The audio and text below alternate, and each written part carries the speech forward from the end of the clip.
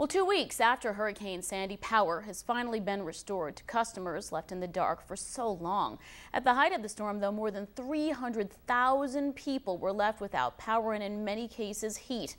One Montrose family finally got their lights back, but they say Con Ed fell flat in one particular area. News 12's Winslow has more on that.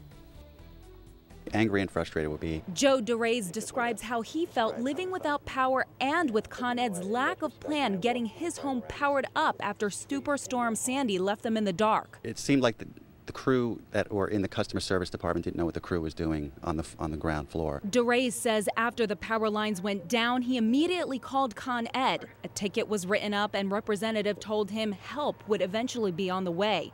When the crews came, things did not change. First Con Ed crew came and they left, then they closed the ticket and we didn't know why, and so we had to have another ticket opened up so that a second crew can come and fix. This scene now looks entirely different. On the night of the storm, a 50-foot evergreen tree stood here. That night, the tree slammed into the power lines above, tearing them all down, leaving the DeRays without power for 13 days. Surrounded by mature trees and out of around a dozen homes on his block, Sandy's wrath only left the DeRays' home powerless.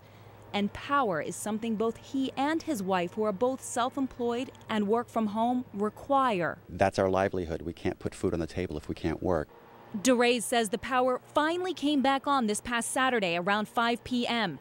A Con Edison spokesperson tells us they expected to have power back on to their customers who lost power due to Sandy by Sunday, November 11th, if the customer's equipment could be restored.